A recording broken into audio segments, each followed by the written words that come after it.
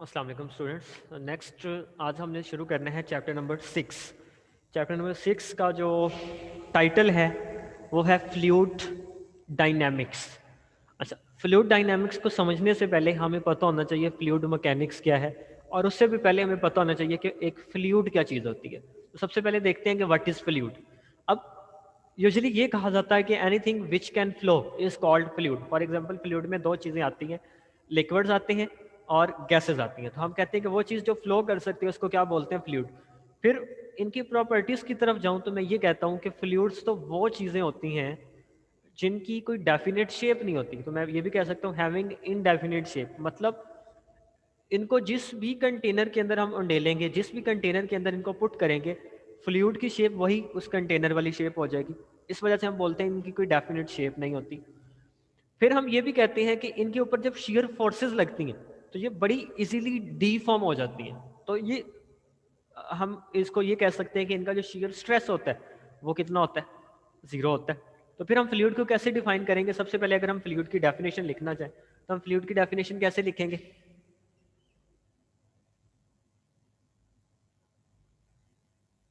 What is fluid? हम कहेंगे anything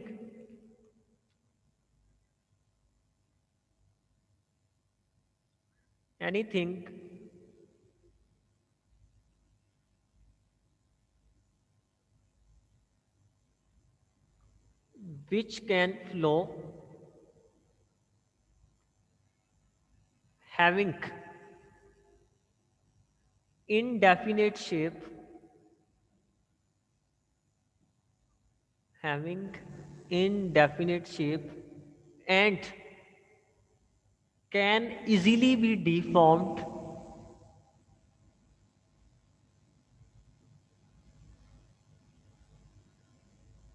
by shear forces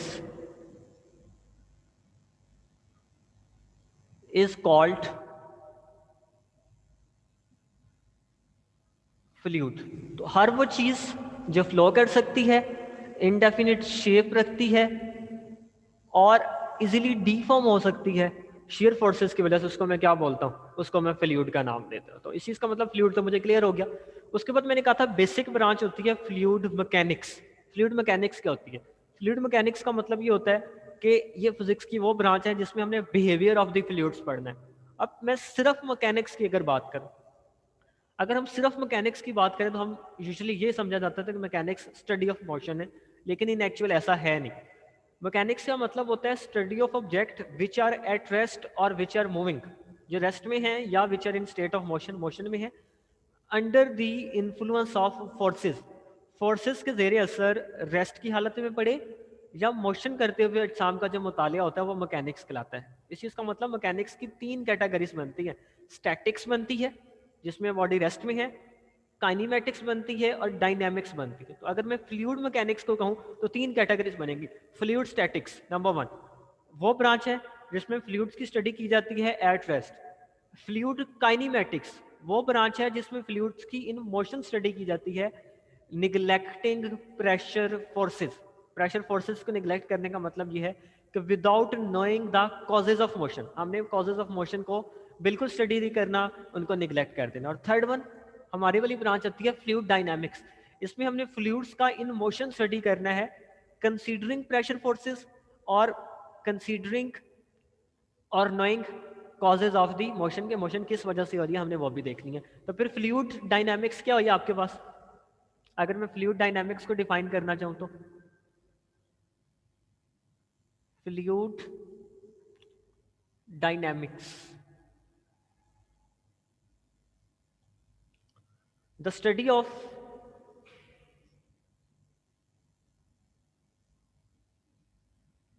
of fluids in motion by considering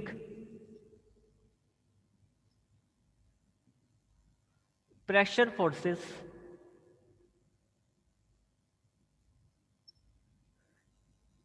is called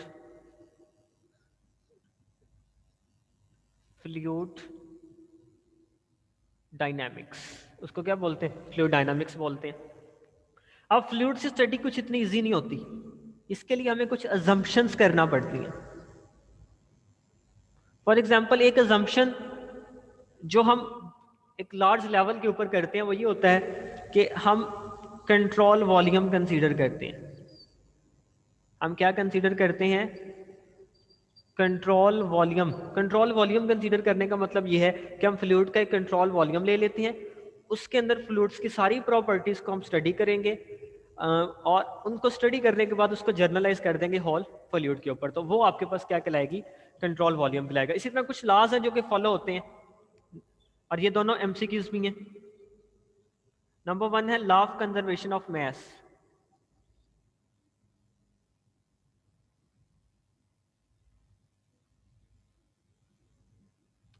आप लोगों ने याद रखना, law of conservation of mass is the basis of equation of continuity. तो equation of continuity किस चीज पे बेस करती है?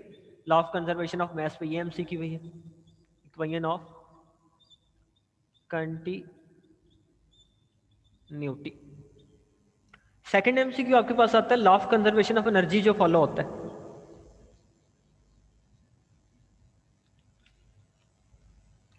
लॉ ऑफ कंजर्वेशन ऑफ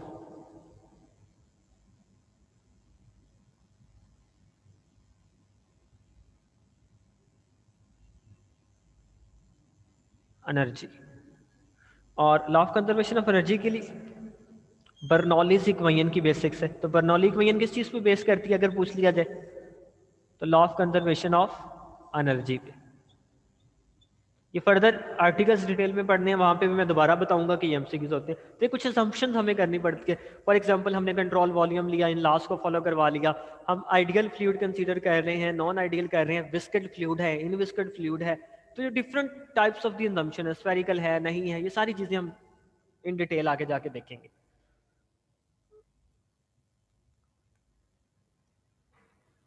उसके बाद है surface tension.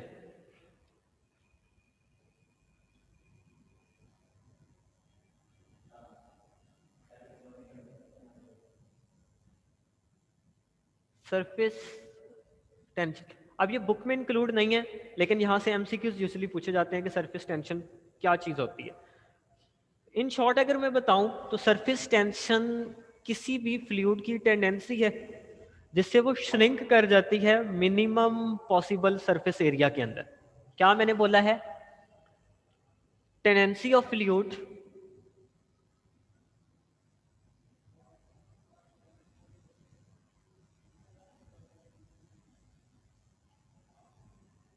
To shrink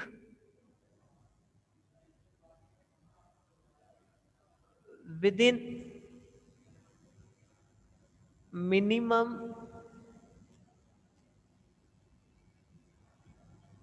possible surface area. ये टेंडेंसी उसकी क्या कहलाती है? Surface tension. रिप्रेजेंट किया जाता है इसको टॉ से, और ये बराबर होती है 1/2 इंटू F/L। हम बोलते हैं force per unit length is called surface tension. ये क्या है? इन एक्चुअल फोर्स पर यूनिट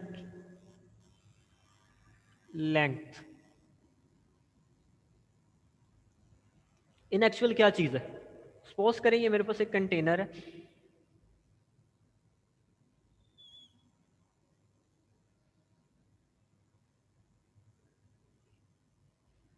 अब ये सरफेस टेंशन के मैं आपको इन एक्चुअल बता रहा हूं कि जब सरफेस टेंशन लग रही है तो क्या चेंज पॉसिबल होता है।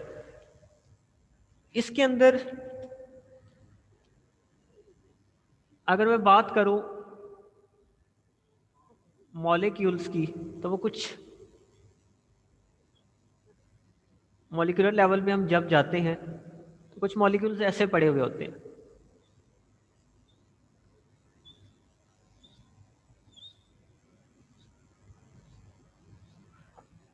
अब किसी भी मॉलिक्यूल को कंसीडर कर लेते हैं, फॉर एग्जांपल मैं इसको कंसीडर करता हूं, इसके ऊपर कैसे फोर्स लग रही है? इनके दरमियान इंटर मॉलिक्यूलर फोर्सेज है। तो इस मॉलिक्यूल को ये इधर पुल कर रहा है और ये उसको अपनी तरफ पुल करेगा, इस पे इधर पुलिंग फोर्स लग रही है।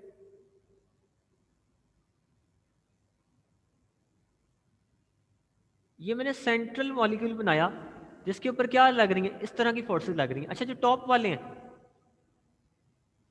आपने जस्ट टॉप वालों का बिहेवियर देखना है, टॉप वालों पे कैसी फोर्सेस लग रही हैं। जो टॉप लेवल पे आपके पास मॉलिक्यूल्स पड़े हुए हैं, उनके ऊपर जो फोर्स लग रही है, इसके ऊपर तो चले चारों तरफ से फोर्स लग रही है और ये भी फोर्स लगा रहा है, लेकिन टॉप वाले मॉलिक्यूल्स, उनके ऊपर सिर्फ डाउनवर्ड पुलिंग फोर्स लग रही है। क्या में बाउंड्री मॉलिक्यूल्स हैं आपके पास, जो बाउंड्री मॉलिक्यूल्स हैं,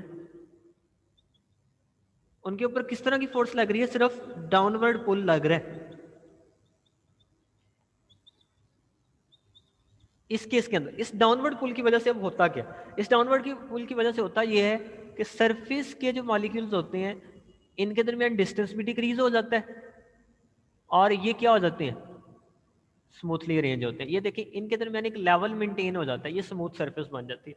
और नीचे के मॉलिक्यूल्स जिस वे में मौजूद थे, उसी वे में नीचे वाले मॉलिक्यूल्स खुद को मेंटेन रखते हैं।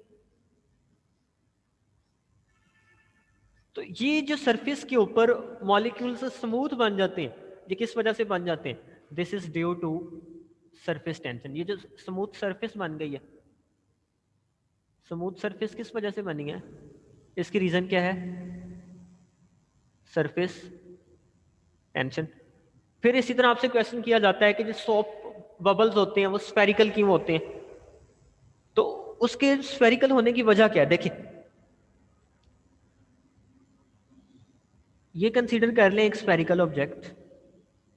अब होता क्या, जो मैंने कहा बाउंड्री मॉलिक्यूल्स हैं, वो ये मैं यहां पे ड्रॉ कर देता हूं, ये बाउंड्री मॉलिक्यूल्स पड़े हैं।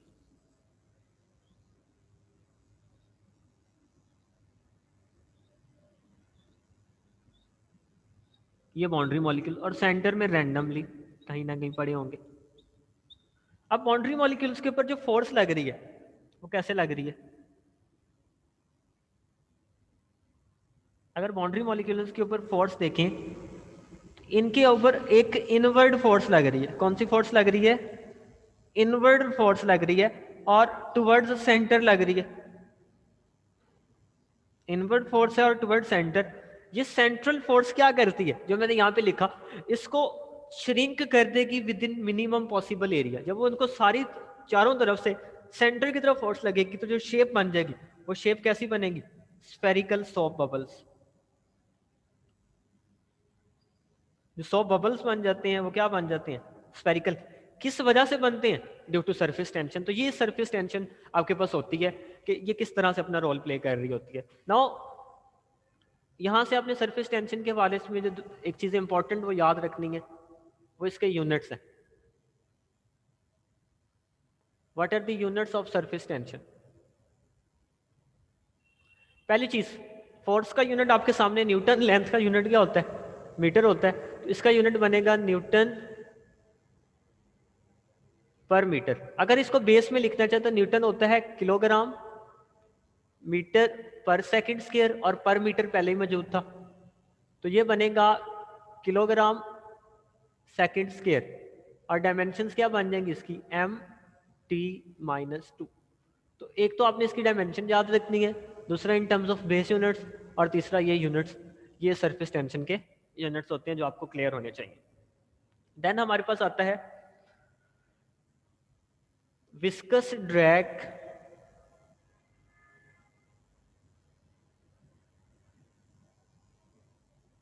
And Stokes law.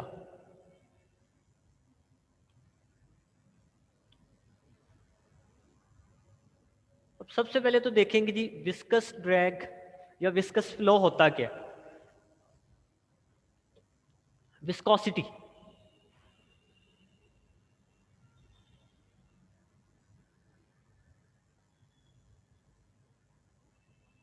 विस्कोसिटी को आसान अल्फाज में कहें तो ये फ्लूइड जब फ्लो कर रहा है, तो उसकी लेयर्स के दरमियान जो इंटरनल रेजिस्टेंस है, उस the measure of internal resistance of flowing fluid is called viscosity. आसान तरीन इसकी डेफिनेशन ये है, मैं यहाँ पे इसको लिख भी देता हूँ। मैं कहता हूँ the measure of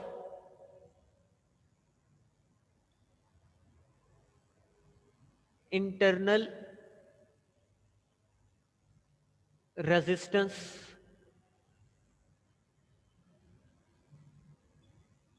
of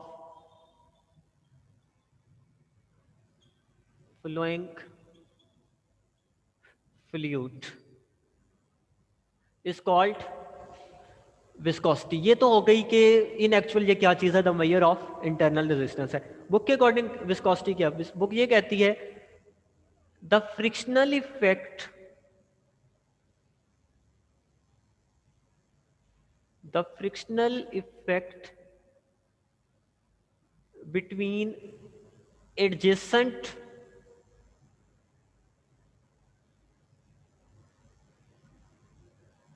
layers of fluid is called viscosity। मतलब विस्कोसिटी को in terms of frictional effect, और फॉर एग्जांपल ये आपके सामने 3 लेयर्स हैं फ्लूइड की, आपके सामने बनी हुई है। अब होता क्या, ये सेंट्रल लेयर मूव करना चाहती है तो ये वाली जो अपवर्ड लेयर है इसके ऊपर डाउनवर्ड डायरेक्शन में फोर्स लगा रही है, इसको फ्रिक्शन प्रोवाइड कर रही है, और जो बॉटम वाली लेयर है ये अपवर्ड डायरेक्शन में इसको रेजिस्ट कर रही है। तो इसकी वजह से सेंट्रल जब लेयर मूव करना चाहेगी तो इसको कुछ रेजिस्टेंस मिलेगी। वो जो रेजिस्टिव इफेक्ट है, तो मेजर ऑफ रेजिस्टिव फोर्स है, वो आपके पास क्या कहलाती है, विस्कोसिटी कहलाती है। इसको रिप्रेजेंट किया जाता है ईटा के साथ। किसके साथ रिप्रेजेंट किया जाता है, रिप्रेजेंटेशन,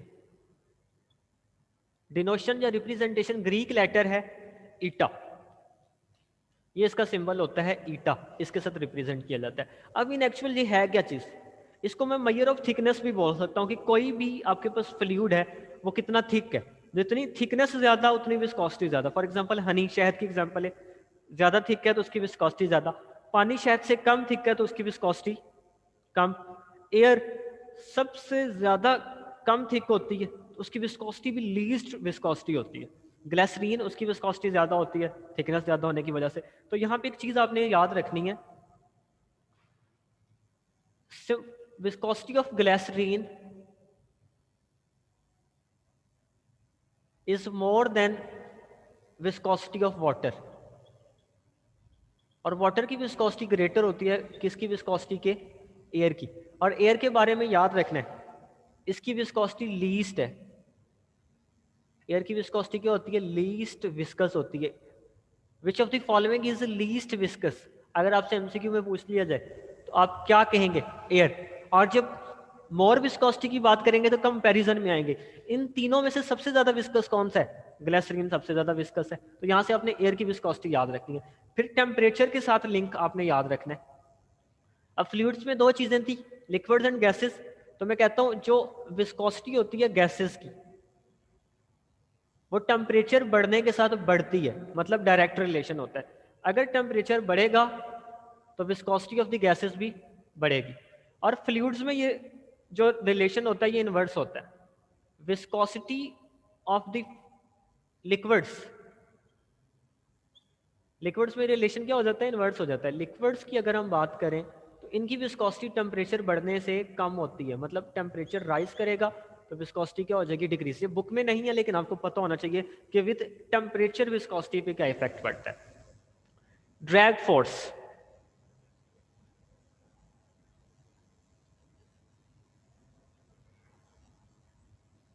अब हमने कहा कि ये सारे के सारे मटेरियल्स जिनकी विस्कोसिटी कुछ ईटा है, उनकी कुछ डेंसिटी होती है रो, इस विस्कोसिटी को हम ये भी कह सकते हैं कि जब कोई और ऑब्जेक्ट इस फ्लूइड में से गुजरना चाहेगा तो उसको भी तो मोशन के दौरान रेजिस्टेंस मिलेगी। फॉर एग्जांपल एयर में अगर मैंने मूव करना है तो मैं बड़ी आसानी से मूव कर सकता हूँ, मैंने वाटर में मूव करना है तो वाटर की विस्कोसिटी ज्यादा है तो मुझे जो फोर्स लगानी है वो भी क्या होगी, ज्यादा होगी। मतलब viscosity in actual resistance of moving object through that specific fluid ये भी मुझे बताती है। फॉर एग्जांपल एयर की विस्कोसिटी सबसे कम है, नेग्लिजिबल है, और उसकी अगर मैं आपको बताऊं कि वो कितनी ज्यादा रेजिस्टिव फोर्स हमारे ऊपर लगाती है, हम किसी कार में जा रहे हैं और मैं विंडो से हाथ को बाहर रखता हूं तो मेरे हाथ के ऊपर बड़ी कंसीडरेबल फोर्स लगती है और हाथ पीछे की तरफ मूव करने की कोशिश करता है। अच्छा, मैं जैसे जैसे कार की स्पीड बढ़ाता जाऊंगा ये मेरे हाथ के ऊपर फोर्स लगती जा रही है जो कि रिटार्डिंग फोर्स है, वो भी क्या होती जाएगी, बढ़ती जाएगी। तो वो जो रिटार्डिंग फोर्स लगती है उस फोर्स को मैं क्या नाम देता हूँ, ड्रैग फोर्स का। तो मैं क्या कहता हूँ, मैं कहता हूँ the retarding force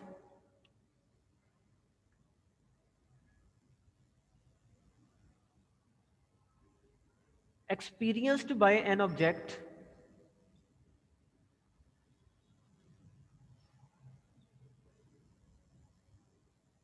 while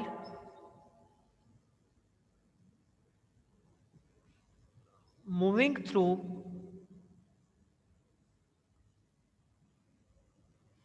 any fluid is called drag force. उस फोर्स को मैं क्या नाम दे देता हूं, ड्रैग फोर्स। और मुझे पता है जो ड्रैग फोर्स होती है इंक्रीज करती है विद इंक्रीज इन स्पीड। तो यहां पे मैं लिख देता हूं the drag force increases with increase in speed of that object. The drag force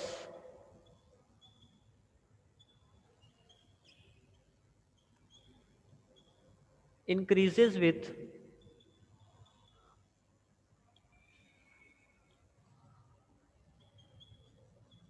increase in speed।